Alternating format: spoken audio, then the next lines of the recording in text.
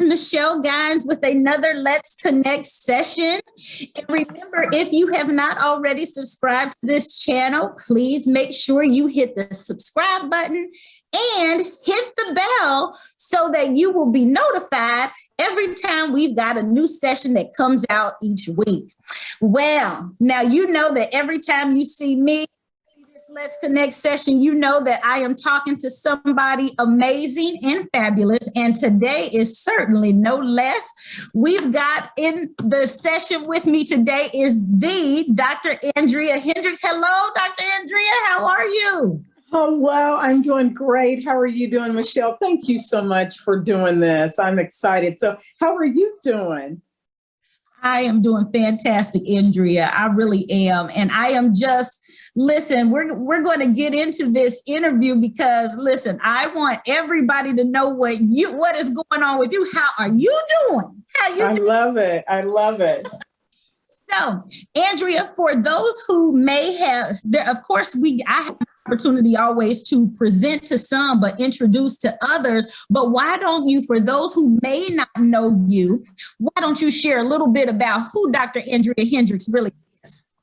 Thank you. Well, I'm honored to be here today connecting with the purpose. So again, Andrea Hendricks, I am honored to be here to talk. And so I wear a few hats.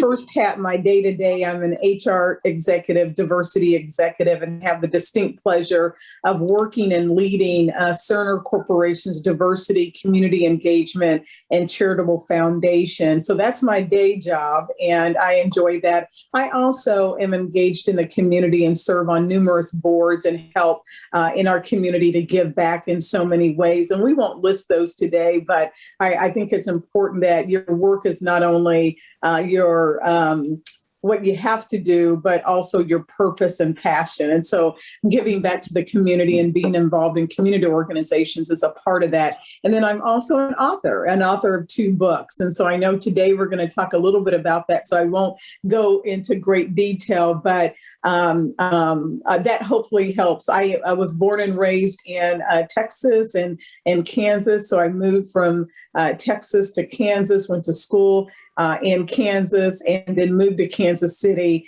after college to start my career. And I've been here ever since. And so glad to be here. Awesome. Andrea, I just love the work and stuff that you do. And you're one of those dynamic people that wear multiple hats and have been doing so for a long time. And listen, you're one of those people I just kind of watch and have the opportunity to model some and learn from. And so it's a blessing to be on this side and seeing you take this next step or this next second step. So let's talk a little bit about why you are here. So and you kind of started a little bit. It was a person we're kind of sharing your journey and being born and raised in Texas and how you kind of have migrated here. So let's talk about the Big Journey and the Big Journey Project, which is your newest book. Yes. So I'll let you ask questions. I have a hot off the press just delivered to my home, the Big Journey Project, which is the new book. It's a children's book. And so I'll share a little bit more on that in just a moment. But the first book was completed in 2019, and that's more for HR leaders, diversity leaders, or even community leaders who want to understand kind of some steps that they could take to really make sure they have future focus on diversity, equity, and inclusion. So that book is more from maybe a professional stand book. This one is for the children. And it's a great read for all ages, but I think it's a great start if you're looking for a soft conversation, if you will, with your children. This is a good one. So we'll talk more about it.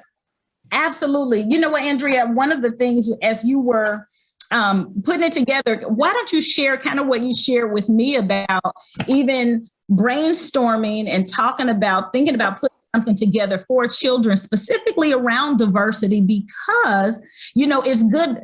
We always want to influence our children. The younger they are, how can we best influence them for the future? And so I kind of love what you shared about doing that and putting it in the pages of the book and kind of dovetailing off of what you had done from a professional aspect, but now leading this way for young people. So kind of share your thoughts about, when you started putting that together.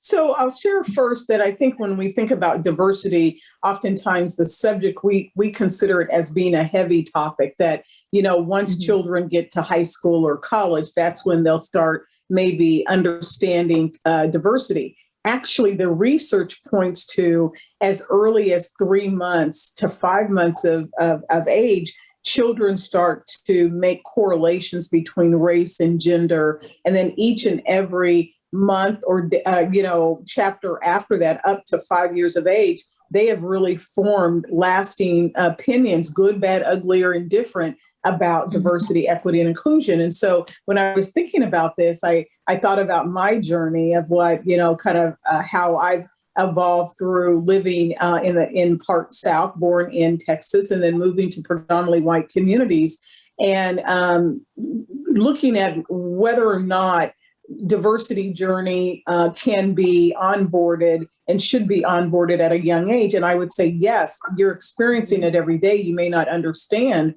what those experiences are, but that you experience those every day. So life experiences start shaping as early as 3 months to 5 months of age around diversity. So when I called you up and I said, I got several calls from when I had my launch parties with the first book, and there were some teachers or previous educators there, and they said, this would be great if you could change this and put this into a children's book, or take part of the competencies or the steps or the awareness and put it in a children's books. And at that time I said, I have no interest. It was just days away that we had just finished the first book, or minutes away. And I just said, no, I'm not sure that. So I had to go away and really think about that vision and, put it together. And so it came out of a conversation that I had with an educator, and then it evolved into a little girl named Diana, who was born and raised in Texas and went to school. And there's a project that her teacher wants the class to do. They have an end of the year event. And she wants everyone to build capacity about their diversity awareness, inclusion awareness. And so it's about a project that this little girl ventures out on with other classmates to define what is diversity, what is inclusion, what is intersectionality. So that's it all started with an educator asking, do you have a children's book? And so today, the answer is yes. Yes, you do. Yes, you do. You know what? And I love the story. And of course, we want to make sure that everyone knows where they can get their copy of that book. So I want to drop a note here. You can go to www.drandreahendricks.com. Again, that's www.drandreahendricks.com. You can get a copy of the book there. That you pick up the resource for children that for educators that anyone who's working with youth and want to approach that diversity, equity, and inclusion lens from a child's perspective. I love the way this story works and kind of unfolds. The story in and of itself, without giving it away, is really good. And Andrea, I love how the cape, kind of this superhero. Yes. You want to share about that a little bit? I will share just a little bit so we don't steal too much away. So I'll show this again. And in this part of the illustration, you don't see Diana's in the middle here. And then on the back, you'll see her in a cape, a purple cape.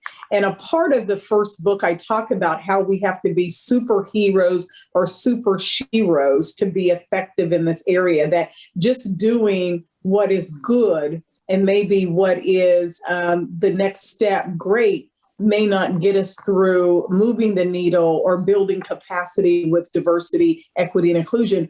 we need greatness. And so we need superhero power to move the needle to get to where we are, especially after looking at the past 50, 60 years. We've had some great strides in our country, but it might take a superhero. So this cape is Diana's kind of comfort and her way of empowering her to power through the assignment that her teacher is asking all of the children in the classroom. So we all have an inner superhero, shero strength. And if we can bring that out as we're trying to address complex issues such in this area, I think or connect with superheroes or sheroes, I think it will help us move the needle. So I'm not going to share more. It's a really good, quick read, but the cape serves a purpose in terms of helping empower her and giving her the vision to complete the project. I also want to give a shout out to Natasha. You know, one of the things I had the distinct pleasure of working with your team is identifying an illustrator. And so when you read this book, you'll see a name there that we used, a young talent that graduated from one of the greater Kansas City school districts. And she is the illustrator for that. So up and coming, aspiring, so investing in a young talent to help produce this book from an illustration perspective was also a fun opportunity. So just want to give a shout out to Natasha. Nice. I love it. When you guys were able, your story, the illustrations really kind of put a nice cream and cherry on the top for a topic, like you said, it's kind of a big topic. People see it that way, you know, and right now, especially in the lens of kind of what we're seeing across the nation and even globally, you know, this is one of those topics that we really want to get familiar with, and we really want to have kind of the know-how. What can we do as individuals, and putting on our own capes and partnering up with those who wear capes already. So yes. If you've not gotten this copy of the book, remember you can get it at www.drandreahendricks.com. You can get a book there. Andrea, now they can also connect with you via LinkedIn, Dr. Andrea Hendricks. Absolutely.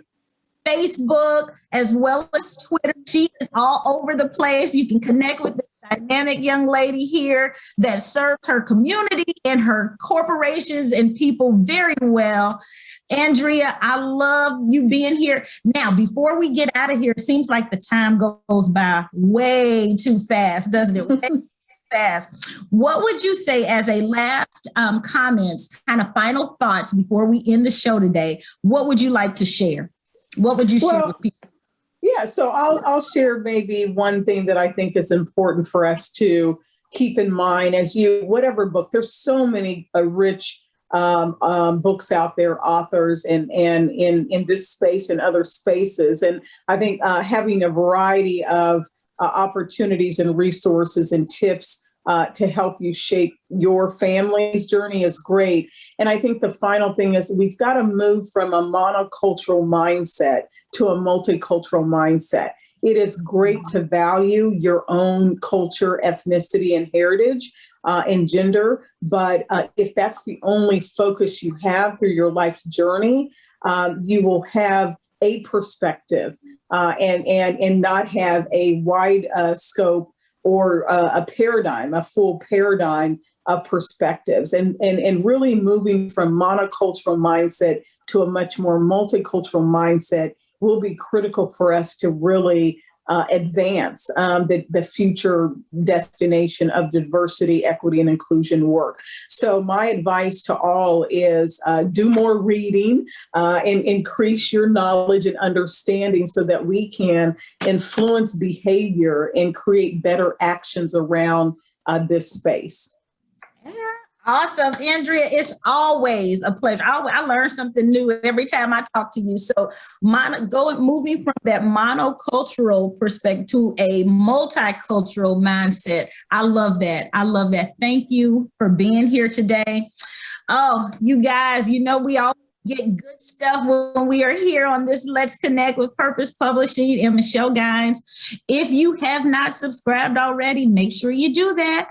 Share this video with friends and others who may that can also gain from Dr. Andrea's perspective and kind of share around this diversity, equity, and inclusion with young people. Awesome new book, The Big Journey Project by Dr. Andrea Hendricks. Find her on Facebook, LinkedIn, Twitter, also at her website, www.drandreahendricks.com. Thank you guys so much for tuning in. Dr. Andrea, thank you for being here. Love you and wish you the very best with this new book.